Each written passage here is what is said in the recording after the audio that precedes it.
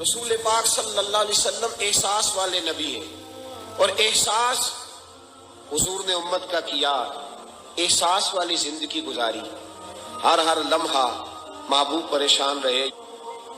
نبی پاک صلی اللہ تعالی علیہ وسلم کی حدیث اور روایت کرتے ہیں حضرت سلمان فارسی رضی اللہ تعالیٰ عنہ، اور ساتھ ہیں سیدنا بلال حبشی رضی اللہ تعالیٰ عنہ۔ فرماتے ہیں ہم نہ گھر سے نکلے، حضور نے فرمایا ذرا جلدی چلو، ایک ضروری کام ہے۔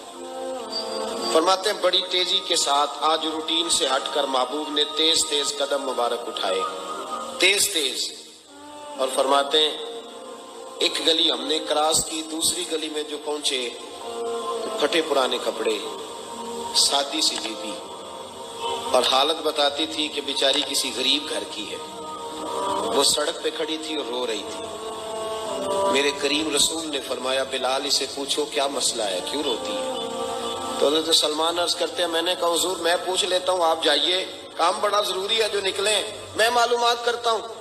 تو محبوب نے فرمایا نہیں، اس کے آنسو پوچھنے سے ضروری کوئی کام بھی نہیں، پہلے اس کی داد رسی ہوگی، اسے پہلے پوچھا جائے گا۔ روتے نہیں رہتے لوگ گھروں میں، لوگ گزر نہیں جاتے چپ کر کے؟ کتنے لوگ تڑپتے، کون احساس کرتا ہے؟ نبی پاک سید عالم صلی اللہ علیہ وسلم رکے اور اس خاتون سے پوچھا کیا بات ہے؟ اس نے کہا کہ بات کوئی بھی نہیں، میرا ایک ہی موٹا سا مسئلہ ہے۔ کہا وہ کیا؟ کہنے لگی میں غریب ہوں، اور غریبی بذات خود بہت بڑا گناہ ہوتی ہے، لوگ بڑا جرم سمجھتے ہیں اس کو بذات خود۔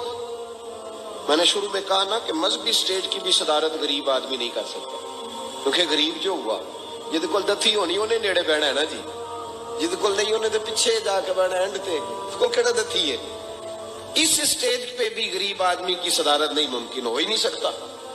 میرے رسول پاک سید عالم صلی اللہ تعالی علیہ وآلہ وسلم نے فرمایا پہلے اسے پوچھو کیا مسئلہ ہے۔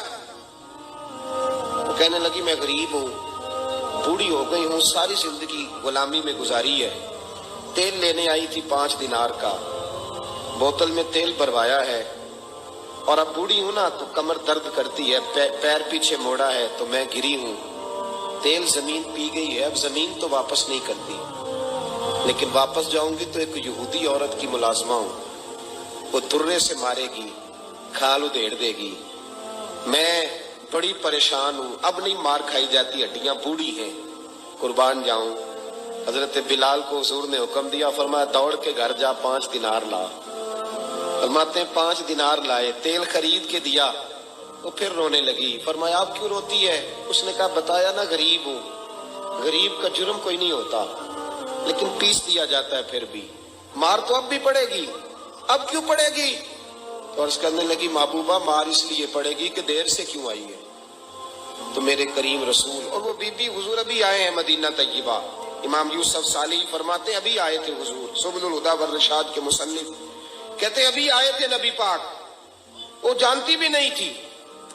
تو سید عالم صلی اللہ تعالی علیہ وسلم نے فرمایا اچھا مار پڑے گی؟ کہا ہاں۔ او بھائی کونسلر جو کل آپ کو کہہ رہا تھا نا میں آپ کا خادم ہوں، کونسلر بے گناہ، بلکہ ہمارے ایس ایچ او صاحب اگر چودھری پہ پرچہ آ جائے تو اس کو ٹیلی فون کر کے پوچھتے ہیں صاحب جی تہاڈے خلاف درخواست آئی ہے، کی کرنا ہے؟ تو غریب آدمی بیچارہ، اس کی غلطی یہ تھی کہ وہ غریب تھا تو اس نے ریڑھی لگا لی چوک میں، اس کو دبوچ کے لے گئے، تینوں پتہ نہیں اتنے نہیں کھلوئی دا، تو اس کے پاس کل انویسٹمنٹ ہی 5000 تھی، سارا لے گئے۔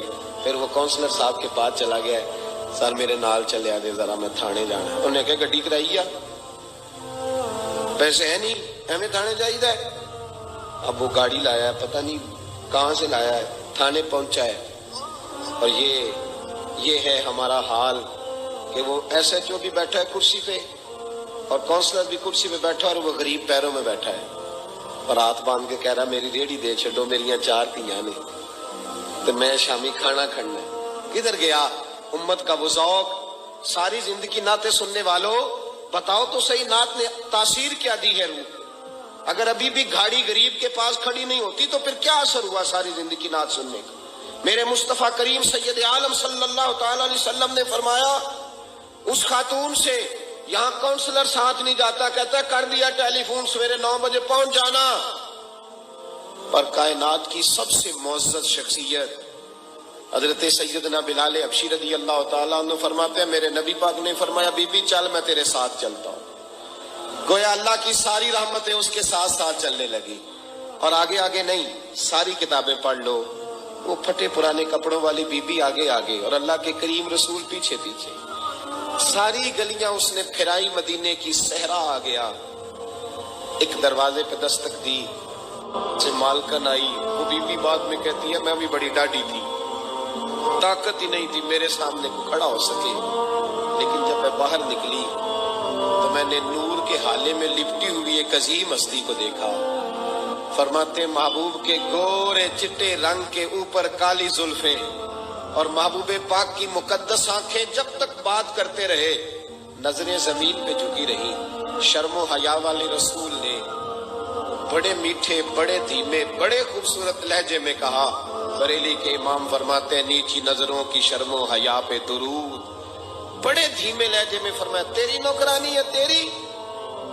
عورت کہتی ہے میں تو حضور کے جلووں میں محو ہو گئی کہ سادگی میں اتنا حسن میں نے دیکھا ہی نہیں، تیری نوکرانی ہے. کہا تو میرے محبوب نے فرمایا بیچاری کی غلطی کوئی نہیں، اسے مارنا نہ، اس سے تیل گر گیا تھا، نیا خریدتے دیر ہو گئی، رو رہی تھی تو میں سفارش کرنے آیا ہوں. وہ خاتون کہتی ہے کسی کی نہیں مانی تھی، پر محبوب کے جملوں میں تاثیر اتنی تھی ککھ سواد نہیں مشری اندر اساں کھنڈا می چکھ ڈٹھیاں انہاں ساریاں شیواں نالوں گلاں سجن دیاں مٹھیاں.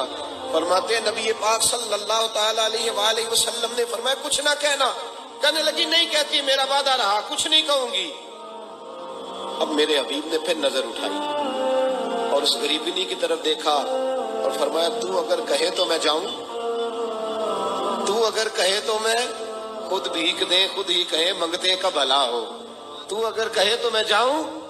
اس نے خراج پیش کیا تو چند آنسو گرائے. کہنے لگی محبوبہ جیسے بندہ نوازی. حضور نے رخ پھیرا. حضرت بلال کہتے میں پیچھے رہ گیا. میں پیچھے رہ گیا تو وہ دونوں بیویاں دوڑ کے میرے پاس آئی. کہنے لگی بتا تو صحیح ہے کون، یہ بتا تو صحیح کون تھے. تو حضرت بلال کہنے لگی تم نہیں جانتے. جناب بلال فرمانے لگے یہی تو ہیں جنہیں اللہ نے سچا رسول بنا کے بھیجا ہے. بیبیاں دوڑ کے آئی. کہنے لگی محبوبہ دروازے تک آئے ہو تو خالی تو نہ لوٹاؤ، مہربانی فرماؤ ہمیں بھی کلمہ پڑھا دو. بھائی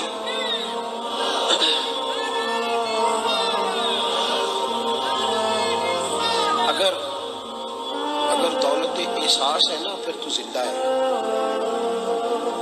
جو زندہ ہوتا ہے اس میں لچک ہوتی ہے، جو مر جاتا ہے وہ اکڑ جاتا ہے. اگر زندگی ہے تو پھر احساس ہونا چاہیے. اگر تیرے اندر زندگی ہے تو پھر احساس ہے، اور اگر تیرے اندر احساس نہیں رہا نا تو پھر زندگی